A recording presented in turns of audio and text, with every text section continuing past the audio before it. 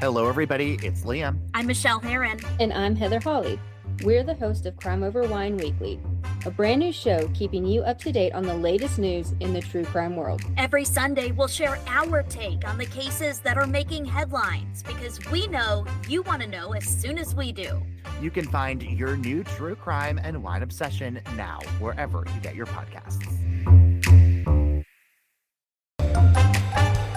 Get ready for that big test with Study.com. Study.com offers learning materials and test prep, even LSAT study prep guides for all of my legal nerds listening. Unfortunately, there aren't any wine study guides, and believe me, I did check. Listeners can get 30% off their first 3 months of any subscription level using the promo code CrimeOverWine. Again, that's promo code CrimeOverWine, no spaces, for 30% off your first 3 months at Study.com. Learn faster, stay motivated, study smarter with our sponsor, Study.com.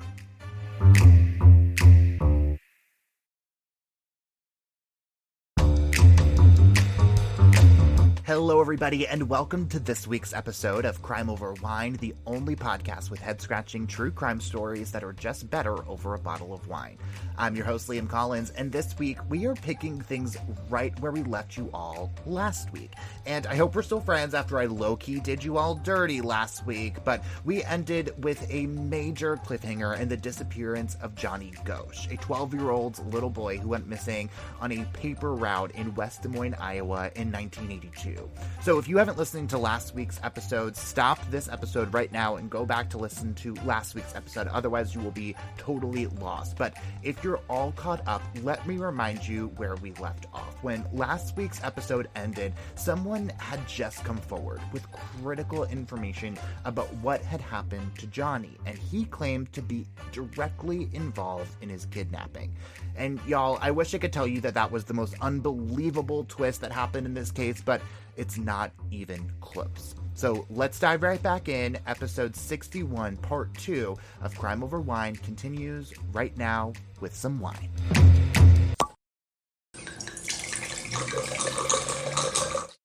All right, Megan, the wine we're drinking this week is, getting darker, I feel like, the more I drink it, which is kind of interesting. How are you feeling about this? No, I agree. And I just wonder if that's because of the case we're talking about, because it's pretty freaking dark. It is. I'm excited to hear about the next twist. But yes, I totally agree. This is one of those that I feel like there are certain wines that taste, I would say, heavy at the beginning in the best way. And then they lighten up as you get to the bottom of the glass. And I am admittedly at the bottom of the glass. And so I will say, I do think it's lightened up and it becomes a lot more, I would say, doable. Like, it's very drinkable, this wine. Yeah.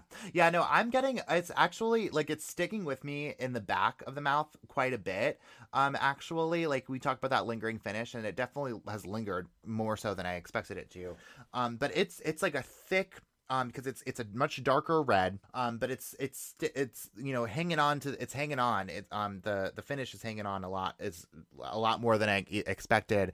When it comes to a lingering finish, I usually expect it to kind of like wash away after a while, but this is like hanging in there. No, I agree. Need to cleanse the palate, honestly, after every sip. No, 100% I agree. So there are some wines that I would describe as like crisp and quick.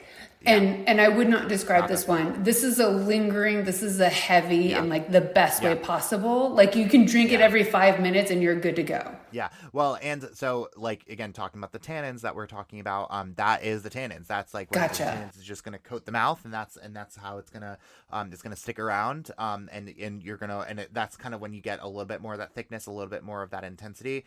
That's because you got a lot of tannins going on.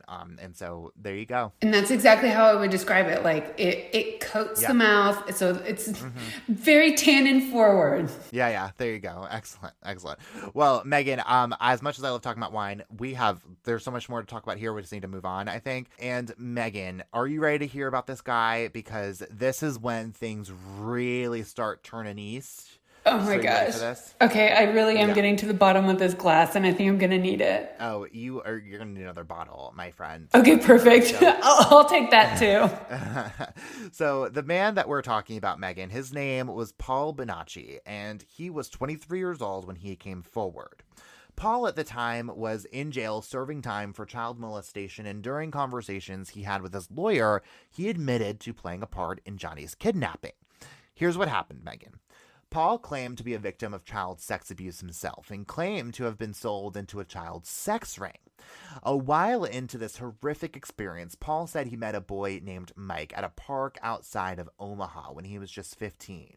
Mike introduced him to a man named Emilio who produced child pornography, and Mike and Emilio ended up inviting Paul on a trip to Iowa. The group stayed in a hotel on the west side of Des Moines when another man came into the room holding a bag full of photographs, and one of those pictures were of Johnny Gosch. When it became clear what the two men were trying to get Paul to take part in, he refused, but then Emilio took him down a dirt road with a gun to his head and told him if he didn't participate, he was going to, quote, blow his brains out. It was then when Paul agreed to participate reluctantly. Now, this is when it gets hard to hear, so brace yourselves, please, and if you are sensitive to crimes against children, I would really recommend skipping forward a few minutes. Paul said the men went down to the paper route, saw Johnny, and Paul got out to ask him a question. When a fifth man named Tony pushed Johnny into the car, Paul held chloroform over his face, and they drove him out of town toward Omaha, Nebraska, and then, a couple days later, toward Sioux City after that. Paul and Mike were both ordered to perform horrific sexual acts on Johnny while they were filmed so that the videos could be sold afterwards. It apparently happened several times, but at some point Paul said he was driven back to Omaha while Johnny stayed in Sioux City, and just a few months later, Paul saw Johnny again when he was brought back to Colorado. Okay, so Johnny's still alive at this point. Yes, yeah. So this all happened within a couple of days after Johnny disappeared. My gosh. Okay, so this slightly answers one of the questions I had, which is whenever I hear about crimes that involve multiple perpetrators, a lot of times it's like couples that commit crimes together, but it's like, and this is a whole ring of people doing this crime. It's like, how do you find each other? Like, these people that have these desires and commit these acts, like how in the world do you, especially this is before social media, we're talking like 60s, 70s, 80s here.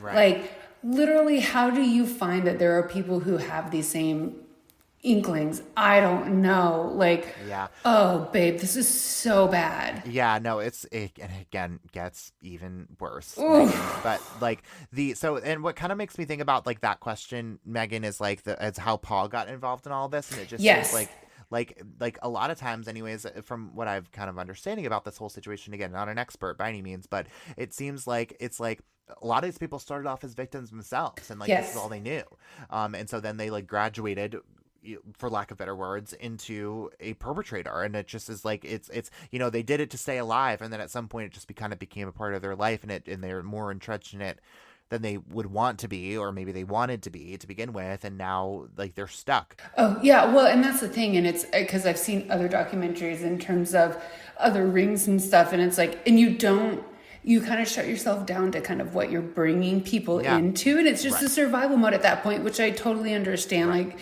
you're literally just trying to survive. But when I think of the actual perpetrators, not the people like forced into this, when I think of the perpetrators who somehow get some joy from this, I guess, I don't know, but it just blows my mind how they found each other. Yeah. Well, and like a joy, like as much as like power, that's kind of what I think about. Like, again, it seems like it's just like they're involved in people who will pay for it, and they have the money, and it's like it's just the authority that you have over people. Okay, so how much of this did Noreen know, and what did she think about it? Well, Noreen is, of course, horrified to hear that this may have happened to Johnny, but Noreen actually ends up believing this story that Paul is telling, so much so that she agrees to meet with Paul in jail. Noreen drove down with her PI and a news crew to the jail where Paul is serving time in Lincoln, Nebraska. Paul had no idea who was coming to visit him until Noreen was sitting right there with him face to face. Paul told Noreen the whole story and didn't hold back, and the more Paul talked, the more that she believed the story, and the more she cared about him, oddly seeing a lot of what she had feared had happened to her Johnny in Paul. Paul knew intimate details about Johnny. He knew that he had just bought a dirt bike to ride around the vacant lot near their house. He knew that he sometimes went to the yoga classes that his mom taught and that he liked to go to a Mexican restaurant after the classes. He even knew the specific name of the restaurant, too. He also pointed out a birthmark on Johnny's chest that was shaped like South America and the scar on Johnny's tongue from when Johnny fell from a treehouse and bit his tongue. He also mentioned that Johnny had a burn mark on his leg and knew it was from when his ankle touched the tailpipe of his older brother's motorcycle. Okay, so this is what we know is Paul knew Johnny. Right. Okay, that's the basis of what we know. And I can understand from Noreen's standpoint, we want this to be a good thing in terms of he can provide information. He wasn't like an actual perpetrator. This wasn't... Right. He didn't want this to happen. So she did this what? Outside of the police investigation? Did she tell police about this? What did they say about it? I think she originally, if I remember correctly from reading about it, I think she like mentioned it to them in passing kind of thing. But like at this, and we're going to get to like how this all like Paul's involvement with police and what like police, I'll just put it this way, police knew Paul at this point, and they had some questions about Paul. Okay. But if you keep in mind where Noreen's at in this whole situation, Noreen is not trusting police, and so like frankly from what I've gathered from Noreen, it seems like if police says don't do this, Noreen's going to be like 10 times more likely to do it. Fair. She wasn't asking for their permission by any means. I'll just gotcha. Put it that way. Okay. Yeah. I see. And again, so I have to say, and hold all these thoughts for sure, because we're going to come back to once we get to know Paul a little bit more, because he's definitely not over. But it's important, I think, to kind of acknowledge that like, all these details about like all these things that he's saying about Johnny, I think like contribute to a really important thing. So sure. Definitely hold that. Okay. Well, okay. So like I said, Megan, so police had actually already known about Paul, interestingly, but they refused to interview him, even after Noreen told them this incredibly detailed and specific story afterwards. Wait, they refused to interview him? Correct. But why? Well, police said that they didn't see him as a reliable witness. Paul had previously been convicted of perjury from previous accusations he made about the high-level people he claimed to have been involved in this massive child sex ring, namely a man named Lawrence King. Now, everything Lawrence is accused of could be a whole podcast series on its own, but let me give you the cliff notes here, Megan, and I see your face. Gosh. Grab that glass. I know. Lawrence was the owner and the operator of the Franklin Community Federal Credit Union in Omaha, Nebraska, and was a rising political figure with deep connections to Washington, D.C., including all the way up to the White House. But there were several accusations that the credit union was just a front for embezzlement and was used to organize lavish sex parties where minors were sexually abused. He was also accused of having hundreds of photographs of the minors he's accused of trafficking, and at least one of those photos was said to have been of Johnny.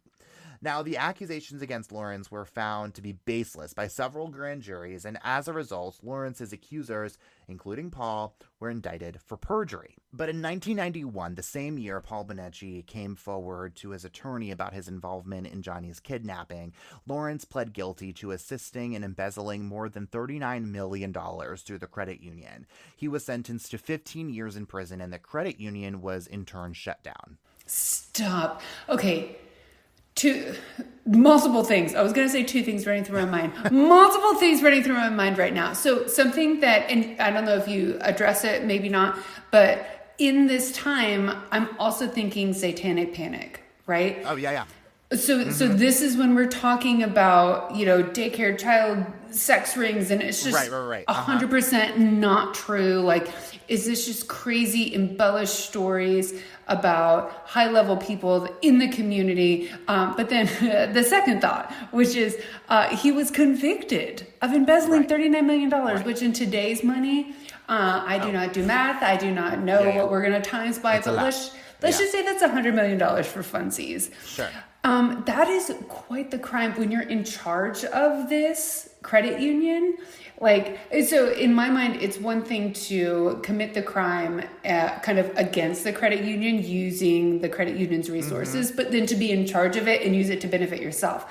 That's my thing. And so I've got these two conflicting thoughts, which are, these are, crazy accusations, because these are indeed crazy accusations, and they're coming around the time of satanic panic. But then on the other hand, we've got the conviction of embezzlement, but we've also got the conviction of perjury. So I just don't know who to believe. And I just need you to tell me who to believe, Liam. Well, and let's be clear. So Paul and these other, accusers were saying that we're making accusations and were charged for perjury specifically because of the child sex ring accusations, gotcha.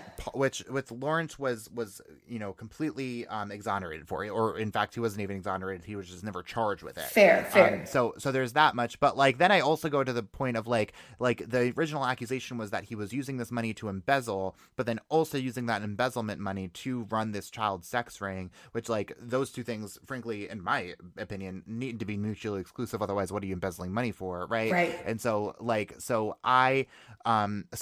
it just doesn't really sit well with me that okay, you don't believe that the child sex parties are happening, but you do believe that he was embezzling money, but what purposes? You know what I mean? So it's you're gonna you're gonna go after him about the money thing, but then also go after people who are accusing him of the whole operation. It feels weird, right? It just doesn't really make a lot of sense. And they could be victims if you believe the entire thing. Yeah, well, that's what I'm saying is because there are so many, I guess, facets of these accusations. Because there's embezzlement, there's child sex trafficking, there's all of these things. And so it's we could shut down one facet and we still have all these other facets to discuss. Right. And so is this the conspiracy you were talking about? I can't handle it. Kind of. Okay. Kind of. Oh my gosh, is there more? There's a little bit more. Liam!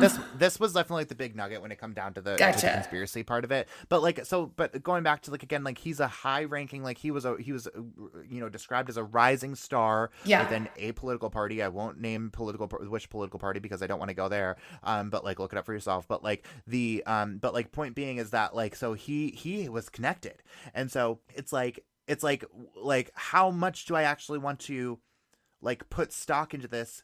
Because it's we know, again, we've seen it over and over and over again that these people who are really well connected don't have the same consequences as everybody else. So knowing all this, what had happened in hindsight, and knowing a lot of things that we're gonna talk about in a little bit, how am I to believe that everything's just honky-dory and nothing actually happened? Oh, totally. And I think a modern equivalent, and the charges are different, but I'm thinking the Murdaugh trials are super interesting. Mm-hmm. A very well-connected guy pulled several levers to not be held responsible for this crime. And so, take that back, 30, 40 crimes.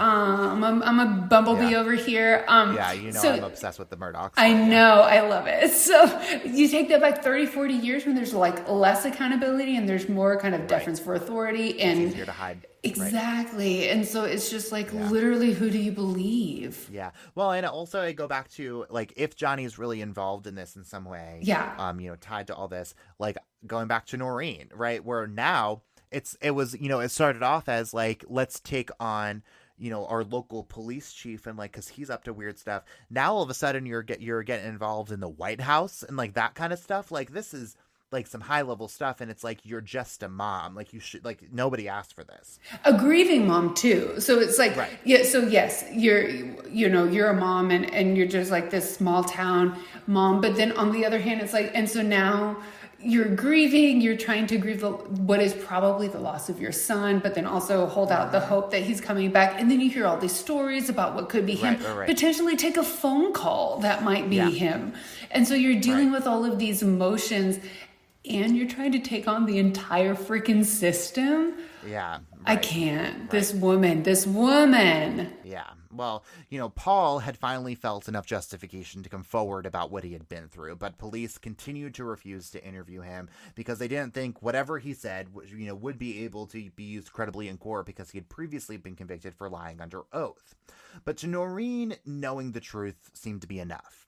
And according to Paul, Johnny was alive as far as he knew, which just felt better to Noreen than the information she had before, which wasn't all that much if you really think about it. But now she knew that her son Johnny was likely suffering out there. She feared he may still be in captivity, but being forced to do despicable things for powerful men. Or she thought he may be in hiding somewhere after possibly escaping from the hell she feared he may have been experiencing.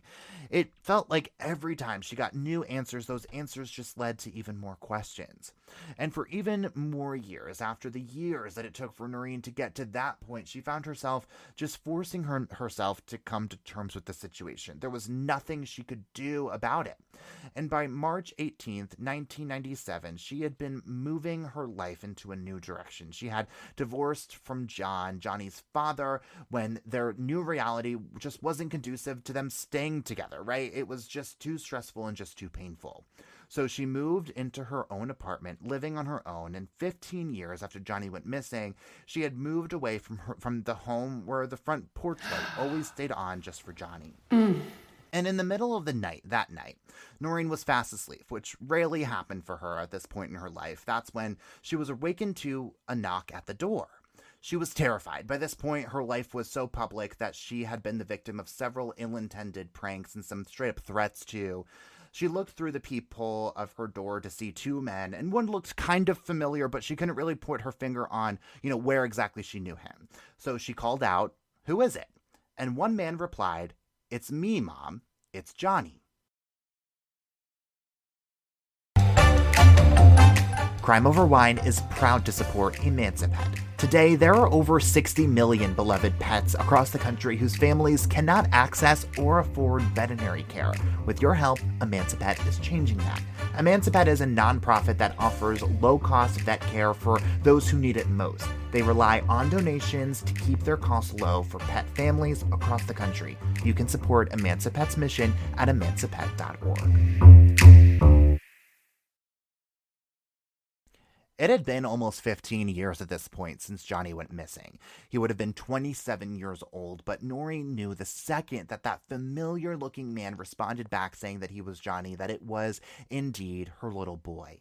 She threw the door open, and immediately she could see into his vibrant blue eyes that it was him. She threw her arms around him, and she invited both of the men inside to talk.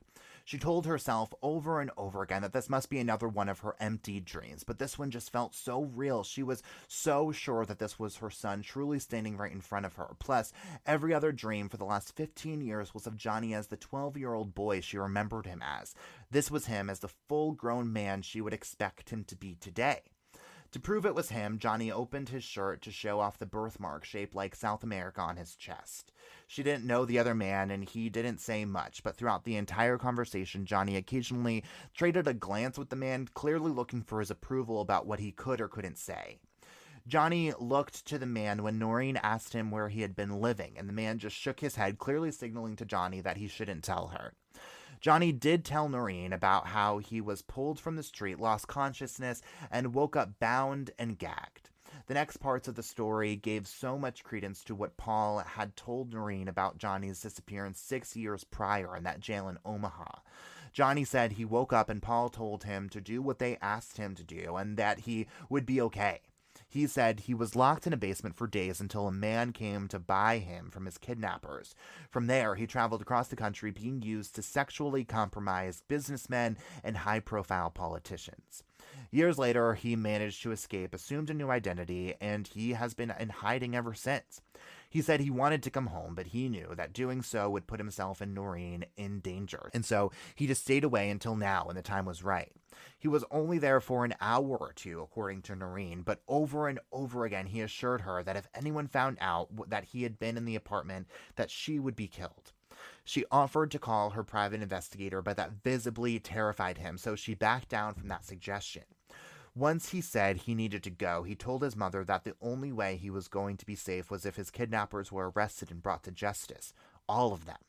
So we walked off with this man into the night again, and Noreen thought to herself that this would probably be the last time she ever saw Johnny. Wait, okay, so he said, what, the only way he was going to be safe is if his kidnappers were arrested. So was he giving her information to do this? No, not at all. In fact, very little information about to like actually do this, but like I think more so just saying, like, I think I kind of read that in a different way, Megan. I kind of read that actually as like it seemed as though he was kind of saying that he probably would never be safe. That's why I can't stay. I gotcha. That's why you can't stay, right? And so, like, the only, like, and just to like reiterate that, like, as long as they're out there, like, he's never going to be safe. And so it was just more so saying, like, I can't, like, there's no way, like, it's too big, kind of thing. Okay, I'm literally pouring another glass. I don't know if you can hear it. Okay, so I am highly skeptical of these situations. And I'm very anxious to hear your opinion.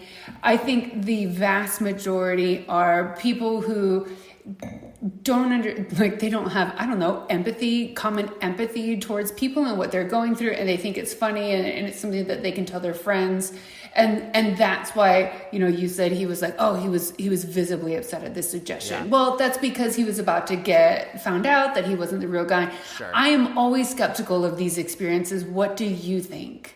I believe very strongly that I don't think it was a faker. I don't think that was the situation, only because based on what she says, like, first of all, that birthmark, right? Like, I mean, she saw that and immediately knew, kind of thing. Like, it just like felt right to her from that perspective. But he also knew so many details that, like, if you weren't Paul, like, you wouldn't know all this stuff. Like, it seemed like it was just checking all the boxes and matching everything all together, in terms of like what he had been through, how he had been through it, what had happened to him over and over and over again.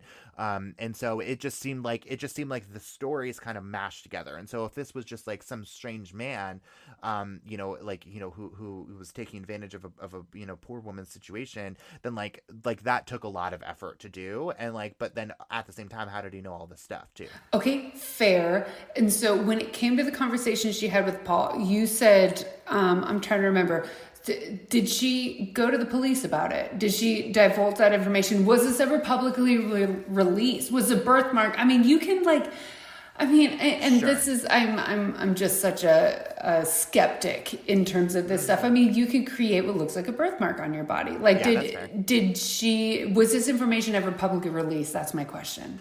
Yes, it was, to be fair. And that's a valid point. I don't know if about the information that Paul shared with Noreen, but I would imagine she mentioned it to police at this point, right? And especially because she said, hey, I talked to this Paul dude and like, this is what he said. And like, the police were like, yeah, we don't believe him because of this perjury charge.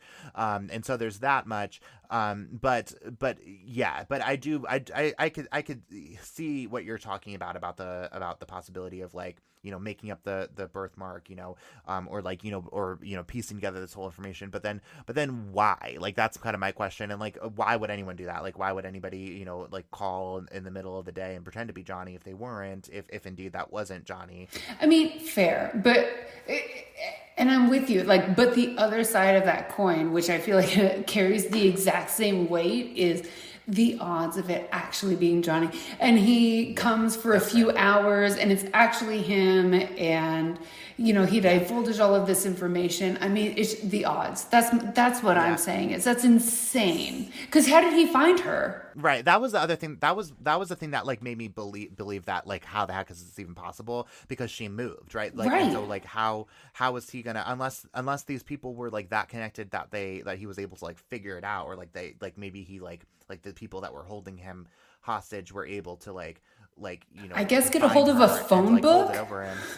Yeah, that's true. Yeah. I mean, the yellow pages back in those days. Sure, 1997. Yeah, I mean, I guess I could believe that. But yeah, that was my thing too. Is that like how did he track her down when like he was like literally held in captivity for the past 15 years? Yeah. But so my theory on that front was like more so that like she was just dreaming this whole thing. Because again, it happened in the middle of the night, and like it just seemed like all these things were kind of matching together. And like think about like all of the times that like that like these dreams came to her, and it's just like the stress, you've had those dreams, right? Very where, fair. You wake up and you're like, is this real or is this fake? And especially with this kind of terror, like I've had night terrors before that feel so real that you're feel like it's happening. And like it very well could have been a situation where it was just like she convinced herself that this actually happened. I mean, that's a fair point. Maybe she had one too many glasses of Vivir seen Dormir wine, and Sure. we had some subconscious thoughts playing out here. That's honestly, I didn't even think about that. But I mean, especially when you're at a situation when your reality is so bad that it literally feels better to believe a fantasy. I get it, and I don't blame her at all. Who knows? Yeah, well, yeah, and especially too when like that like nightmare is playing out day in, day out for 15 years. Like the amount of stress that plays on your mind, I can't imagine. Yes. Like I can't imagine how many times like she has probably played that moment out in her brain so many times that like it just like this just felt more real than all the times that she imagined it.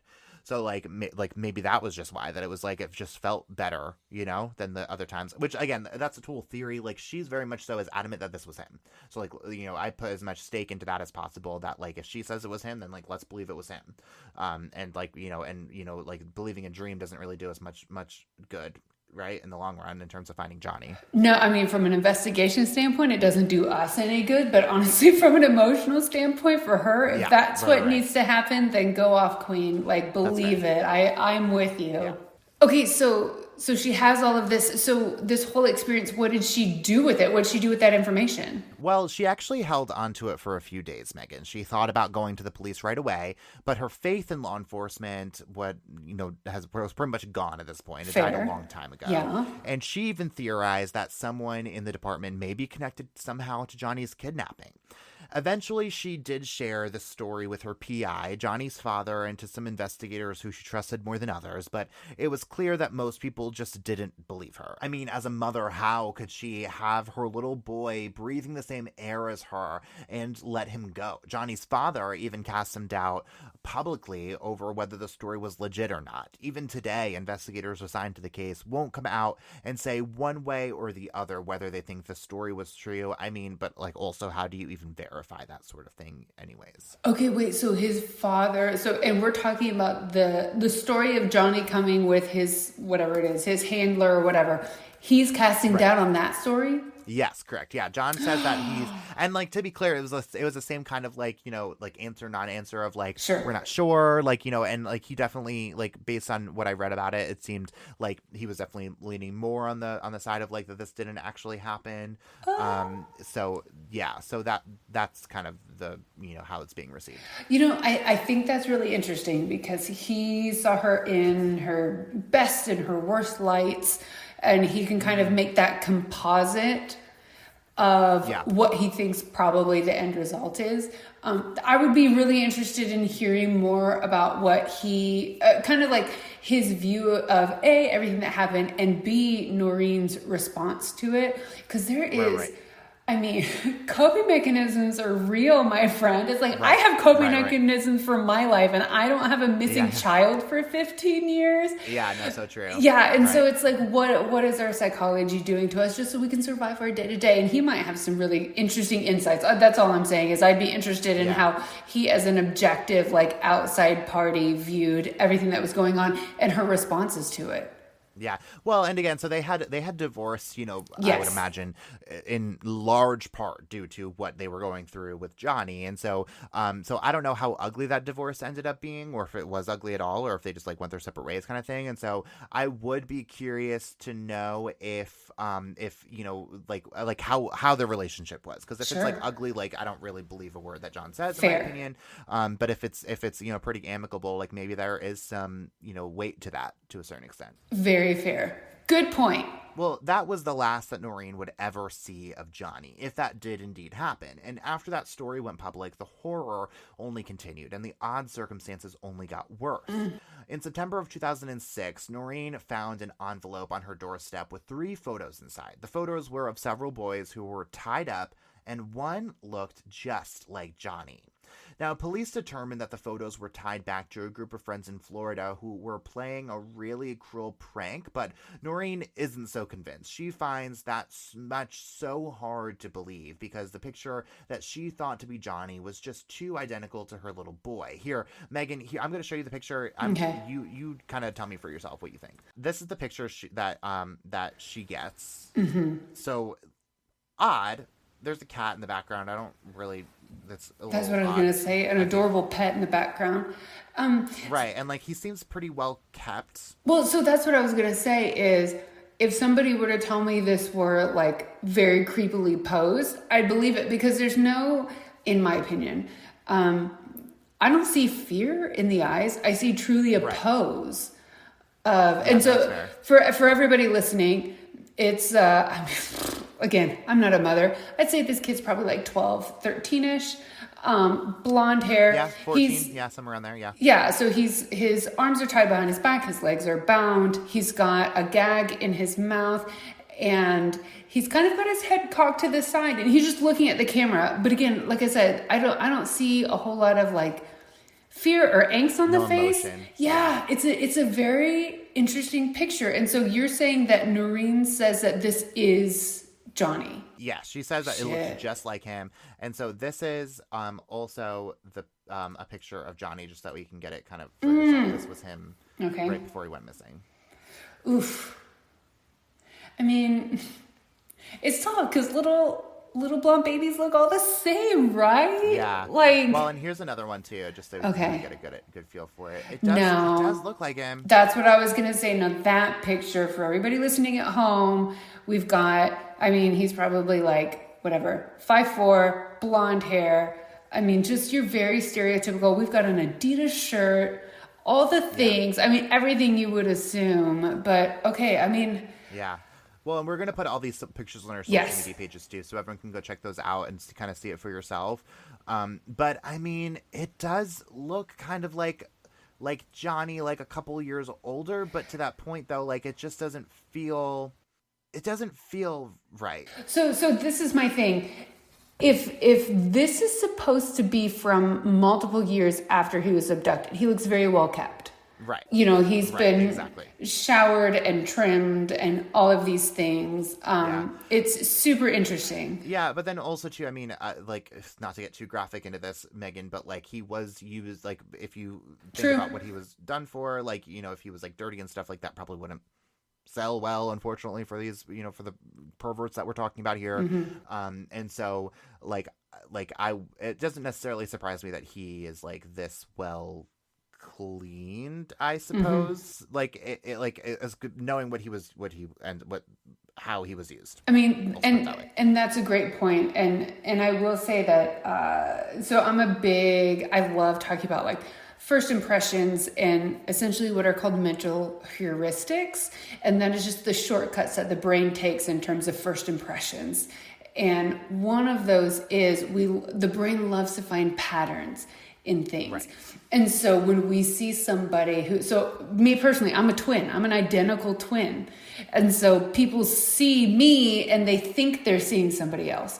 And so the odds in terms of the amount of people who are in this world, and, you know, she sees a picture and it looks, let's say 85% like her son would have looked at a certain time. And so her brain is creating those connections and connecting dots that really aren't there.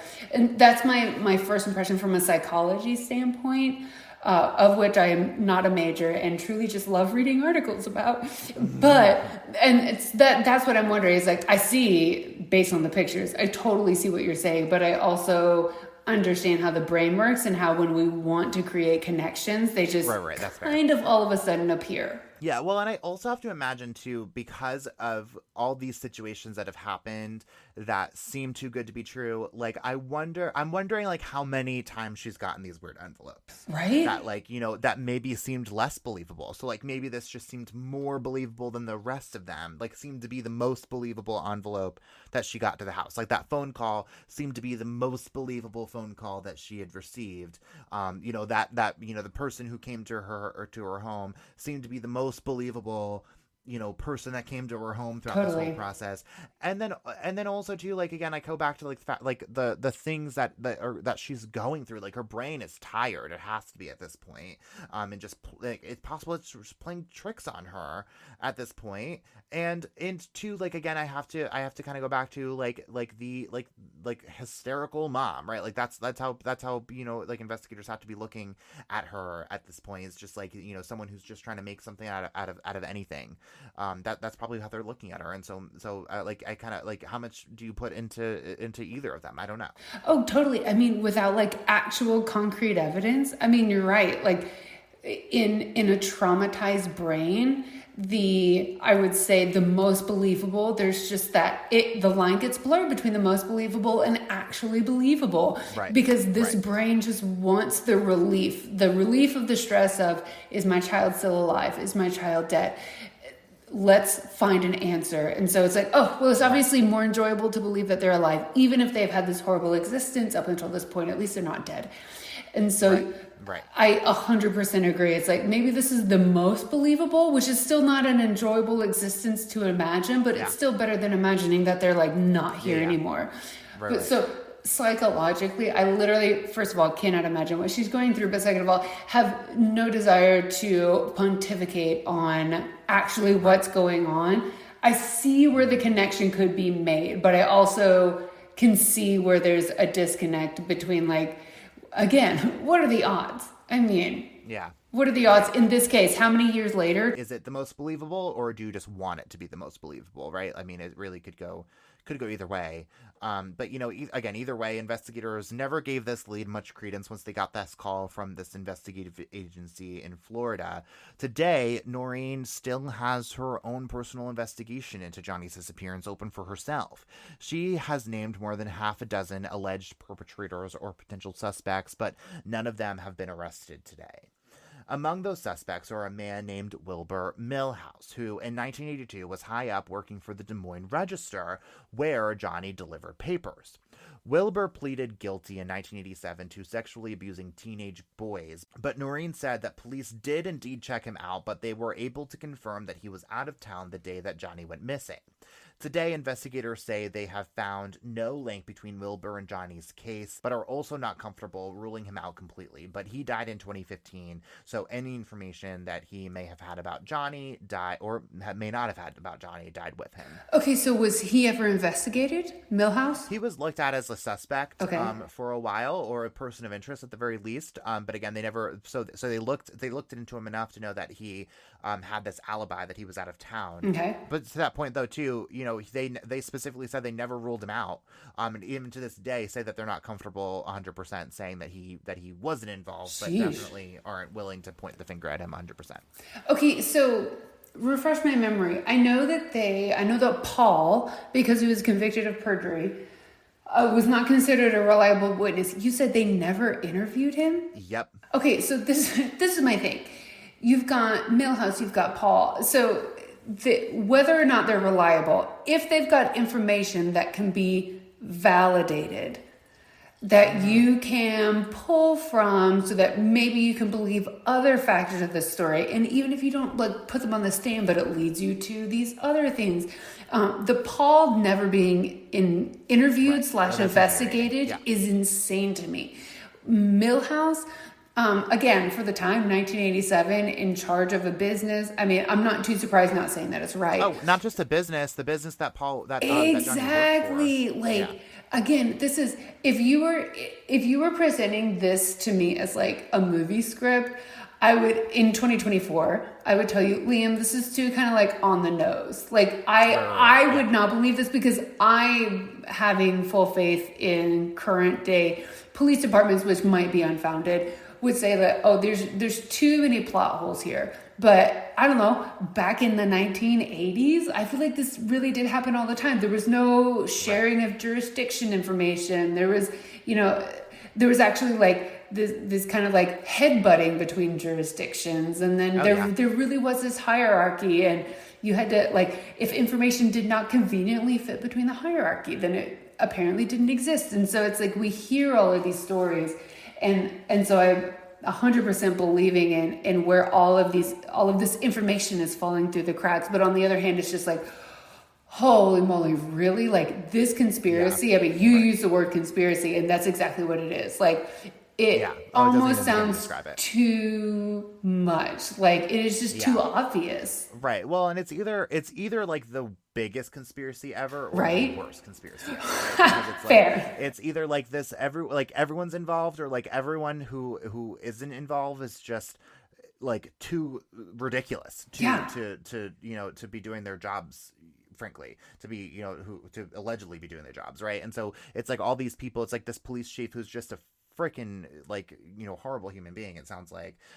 So there's like him, and there was like this officer who's doing weird stuff. It's like this, it's like all these people who are just messing with it just enough to leave this like big fat freaking open circle right where we need it, right where we need that to be filled. It's true. And also something else that I think speaks against the conspiracy theory is, at this point we're talking decades later, and you might prove me wrong on this literally in the next sentence, who knows, but there's nobody that's come forward who's been like burned by the police department that says, you know what, actually chief believes such and such asked me to cover up this fact or something like that. And so the necessity of a conspiracy is multiple actors keeping quiet. And so the fact that nobody's come forward, it's like, I mean, maybe the conspiracy theory is a little unfounded. Who knows? Sure. Well, but I think there's like a giant, I think to that, counter that, I suppose, like it could be like, if we're talking about a conspiracy with like really powerful people, like all these people who are like deeply connected to all these worlds, like we're talking about positions that are, that may not be directly connected to really powerful people, but could be like 1 degree of separation from powerful people. And like, that's how you create a conspiracy, right? When like one powerful person, has like, I think about like mobs, right? Where it's like, you have that one big powerful guy who's really nothing without all these different people in the exact right places and with the exact right connections to create this giant conspiracy. That's what this is kind of giving potentially, if we're to believe this big giant conspiracy, because we're with all these people, the police chief, the writer of the newspaper. It's like all these different people who, traditionally, especially back in the 80s, had very, very authoritative positions locally, and maybe had, very authoritative connections to people who had, very authoritative figures regionally. And then, and then you had those connections nationally. So I'm reaching here. I know this, Megan, but like, that's where I'm going with the conspiracy. No, and I love it. And I'm just telling you, as a Midwest girl, we can't keep secrets. We love tea. If one of us knows a conspiracy, then we all know a conspiracy. And that's like my biggest, I'm not going to call it a complaint. That's my biggest rebuttal against the conspiracy theories, that a Midwest woman loves a conspiracy. So we would not keep our mouth shut. Megan just solved this entire thing. Guess I figured it out. It's fine. Yeah, figured it out. There you go. What's our next case, Liam? Well, yeah, right. Well, I have another theory for you before we get there. Okay, perfect. And there's a little bit more to discuss. Okay. Here. So another theory that we're talking about comes from a possible colonel in the military. Now, this is particularly interesting to me because if we didn't mention this before, but in both the conversations that Paul and Johnny had with Noreen, allegedly, they both reportedly told her about a man who was high up in this child sex ring, conspiracy. If sorry to use that word around you, Megan, but who they only referred to as the colonel. Oh, shit. But this colonel had been accused of kidnapping and sexually assaulting a child as part of a major scandal at, Megan, the Presidio Army Base Daycare Center. But he was never criminally charged. This theory that connects this colonel suggests that he may have also used military resources to transfer the children involved in this sex ring across the country to these big sex parties. Okay, so I'm totally turning around here because military people can keep secrets. Okay. Right. Okay, so now we're talking about somebody in a position of authority and keeping secrets. Okay, I'm convinced. This is so interesting. Okay, so the guy was called the Colonel, and we know who this guy is because he was accused of other horrible acts, right? Right. I left him out. Yes, I left him out because he was never convicted of anything. Okay. I left his name out. So so that's why I didn't mention him specifically. Sure. But he was high up in the military. And no one ever, like, Paul and Johnny never specifically mentioned his name in those conversations. But again, they only called him the Colonel. Okay. So, well, we know that Paul was never even investigated. Was anybody asked about the Colonel? So not beyond the accusation. So they like investigated this whole thing and like didn't find that he did anything wrong. Wow. And so or barely. And so they never, like, they may have, like, had him on the list, but they never specifically said that, like, he was a suspect, never said that he was a person of interest, etc. And they definitely didn't charge him with anything related to this. Okay. I mean, yeah. I'm interested. Well, and to be clear, like, the only reason that they made this happen was because of this scandal at this daycare center that he was accused of, and so therefore connected him to this, like, much larger, situation, specifically because of this Colonel thing, but like also because of the accusations. And this may just be, part of like the rumor mill kind of thing, but like then that led to, using military resources, transferring children across the country, involved in these big sex parties, etc. Okay. Yes. And I will also say, I don't see a date associated with this guy, but if we're talking daycares, if we're talking like the 90s, we are talking Satanic Panic, Rebecca's Story, all of that stuff. So I do have some red flags just like popping up a little bit, but then we've also got some green flags over here. Like, I'm telling you, military people know how to keep a secret. Right. Okay. Right. Okay. Tell me more. I need to know more. Yeah. Right. Well, so that's not even all, Megan. There's one more thing I feel like I have to tell you. Because as part of this big feature on Johnny's case, a reporter for CNN named Thomas Lake last year in 2023 actually found Paul Bonacci, who reluctantly agreed to speak to Thomas on the record. Paul said when Thomas found him that police had still never questioned him about Johnny's disappearance. And when Thomas asked Paul about Noreen's story about Johnny visiting her back in 1997, Paul said that he knew that had happened because Johnny told him about it the next time that he saw him. Paul said that Johnny was alive the last time that he checked, a few years before Thomas found him. He would have been about 53 at that time, and Paul said he had a family of his own. And with all of this uncertainty surrounding this whole scandal, Thomas asked Paul for proof about his story, and Paul replied saying that any proof he would have had was destroyed in a flood just a few years prior. Okay. Okay. I love a good happy ending, so I'm not poo-pooing on this story. It would be great if Johnny were alive and he had his own family and happily ever after, but the convenience of a flood, I will say, from the Midwest, it happens. Yeah. We got tornadoes, we got floods, we got all the things. And we got all the natural disasters. Yes, we are cursed. So I'm interested in A, where that happened, but B, it also does seem really convenient. On the other hand, I mean, like, this stuff does happen to thousands of people a year. But the fact that he wouldn't have one more piece of evidence. He doesn't have anything in it. Like, nothing got saved. Like, that's literally nothing. Right. I don't know. And again, to be clear, like, when we're not just talking about Paul's story about Johnny, moving on, and like Johnny, going to see, Noreen in 1997. We're talking about like proof that like any of this had ever happened. Like, him being kidnapped, him going into the child sex ring, him meeting Johnny, none of it. He didn't have any proof that anything happened. And so this is all just going off of his word. And like, again, going back to what police had said, that he wasn't really all that reliable because of the perjury thing. Like, sure. But I also go back to like he knew intimate details about Johnny. Like, he knew things that like nobody else knew, and like Noreen was sold. So, I mean, what do you say? Like, what do you like, how do you weigh that between those two things? You know what I mean? Like, you at one point like say like, yeah, there's so much going on, but at the same time, like, you can't prove any of it. Like, even the things that you know so clearly, like, who knows? It seems really convenient that one person who needs to know this information also knows the information that, evidence that would confirm all of it was destroyed. And right. I don't know, it just seems, Paul seems to be a very, like, a fount of information in some respects, but then not in other respects. That's all I'm saying. Yeah. Well, so to be clear, when I was talking about the flood, like, we were talking about like a flood at Paul's house kind of thing. So like nothing that like Johnny. Wait, so it was in his house? Yes, correct. Oh, shit. Yeah, so Paul, I guess, had all these things, all these pictures, whatever he had. No way.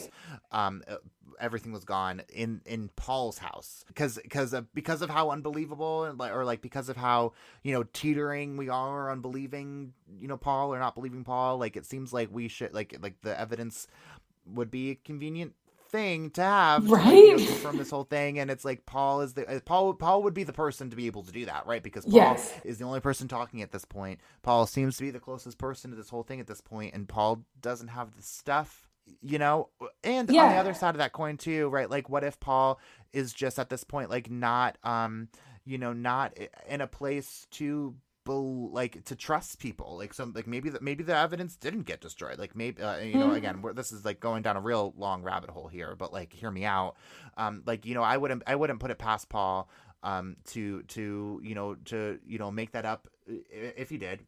I don't know, again, this is just Liam theory here, just because who's he gonna trust, you know what I mean? And like, this is just what he says just to make it all go away. It's been 40 years at this point. Okay, fair. Because Paul, again, he was convicted of perjury, and so probably, according to his story, it was not perjury. The system was stacked against him, and people in authority were creating this story. Okay, so I mean, I get it. If the perjury charges were fake, then I get why he would question, honestly, almost everything at that point. Yeah, and especially because if we're to believe that, that Paul actually was telling the truth about this whole situation, then he was then he was perjured because he told the truth about like the most traumatic thing that could ever happen to him.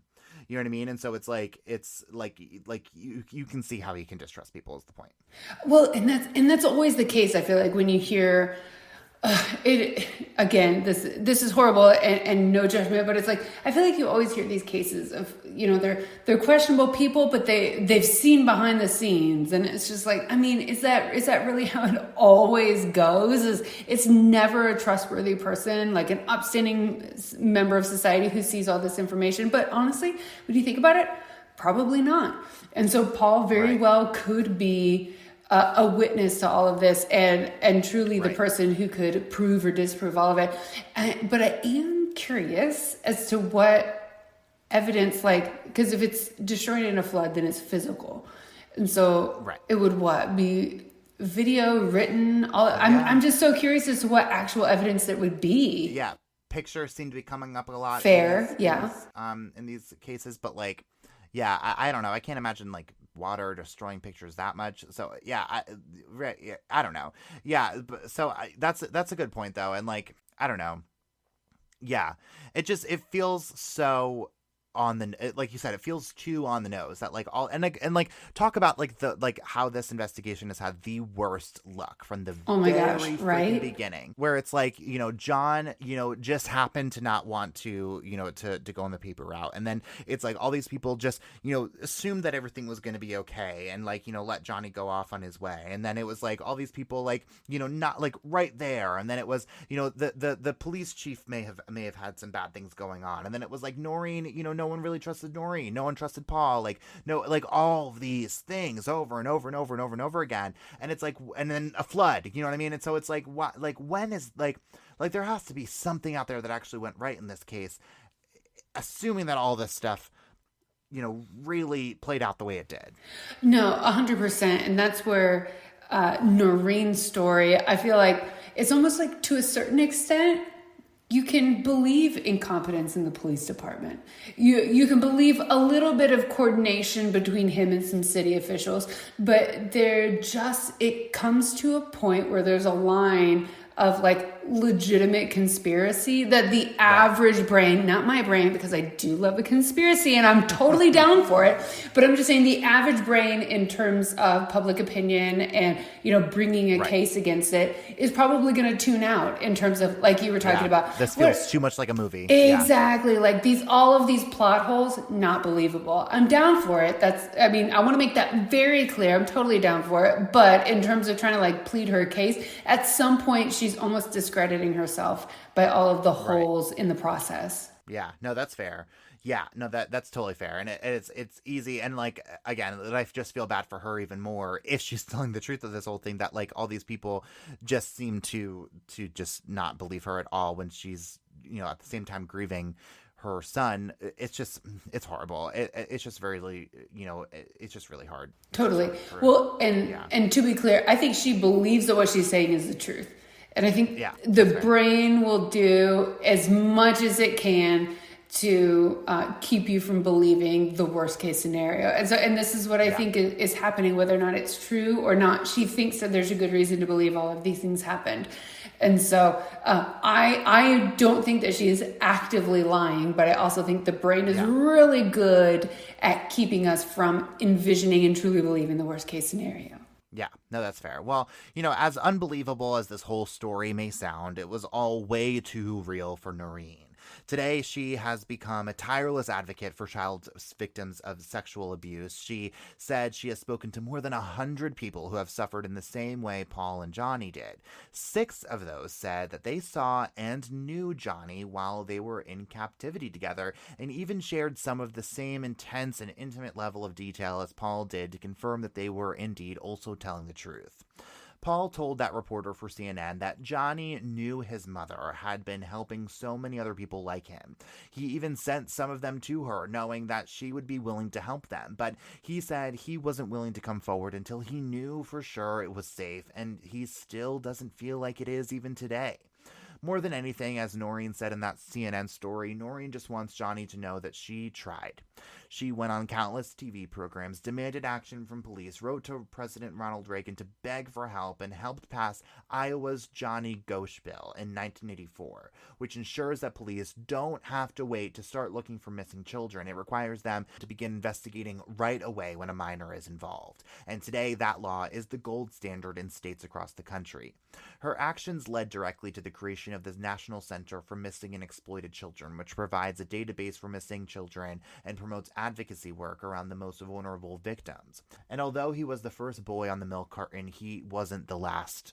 Hundreds of young boys and girls have been featured on milk cartons ever since, as one of the most successful campaigns of investigative measures in the history of true crime. Johnny would be 53 today, but Noreen said it is still hard to imagine him as anything else besides her 12-year-old boy. And there is still justice to be had to close that book for good. So if you know anything about Johnny Gosch's disappearance or the involvement of anyone who may have had a hand in his abuse or any other young child's abuse in this, potential conspiracy, call the FBI in Des Moines, Iowa at 515-223-4278 because it's never too late for justice to be served. It's so true. And this is how it happens, right? Decades out. A story that was told and passed on, or somebody who thinks that, the statute of limitations has run out, or, the consequences won't be as bad right now. Like this is how it happens, is these random stories, a breakup and a boyfriend and a girlfriend break up, and then the girlfriend goes and says, well, actually, or marriage, you know what I mean? This is how it happens. And it's these little tips that make the biggest difference. And the fact that this is still a cold case, oh my gosh, my heart goes out to Noreen. Yeah.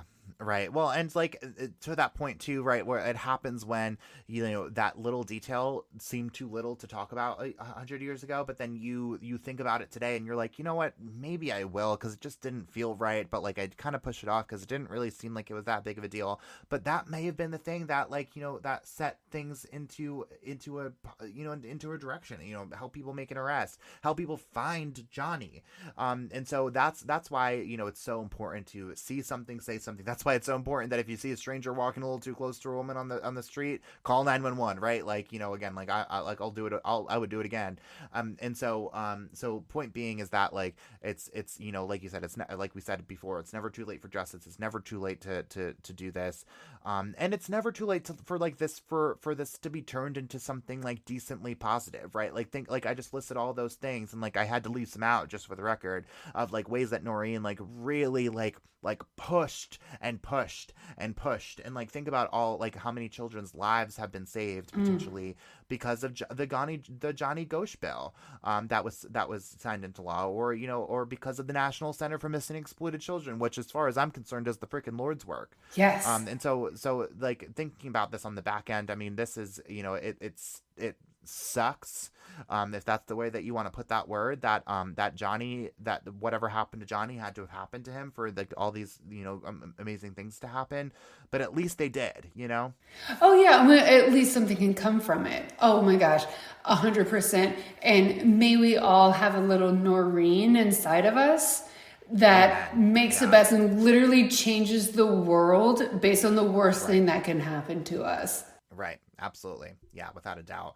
I say that is all that we have for you this week, but we've been talking for almost 2 hours, Megan. And so, like, I don't really think that, like, that is fair to say, frankly, because we talked about this is a action-packed freaking episode. Insane. But I'll just say, Megan, thank you so much for coming on. It's always a pleasure seeing you. But it's a pleasure having you as an official member of the Crime Venue now. Babe, I am so honored, and I'm so happy to raise a glass and drink some wine on Crime Over Wine, and I can't wait to come back. Amen. Oh, if you're already talking about coming back, you must have had a great experience the first time. Girl, I love please. that about you. You know. You are the queen of social media as far as I'm concerned in Chattanooga, so tell everyone where they can find you and your work online. Yes, so I am very uncreative. My Instagram handle is just the Megan McClain on Instagram, so it's just THE and then MEGAN MCCLAIN.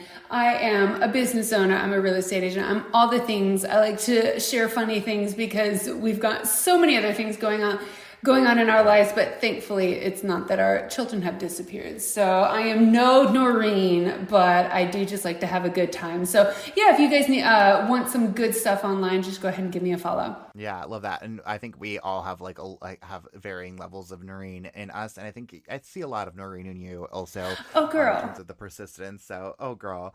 Well, thank you again so much for coming on, Megan. It's been a pleasure. And thank you all so much for listening to this action-packed episode. We are going to put all of our sources on our website so you can read everything for yourself and probably come up with a few theories too. And if you are just loving this podcast and are just looking for a way to tell everyone and anyone about it, the best way to help people discover this podcast is by leaving us a 5-star rating and a review wherever you are listening right now. So make sure you follow us on Facebook, Twitter, and Instagram. And if you're wondering what we have in store for you next week, here's a quick sneak peek.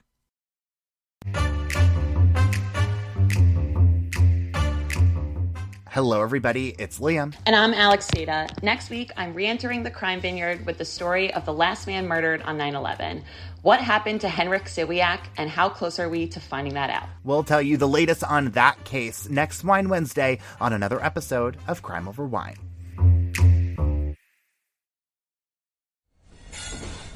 Proud member of the Podnuga Network.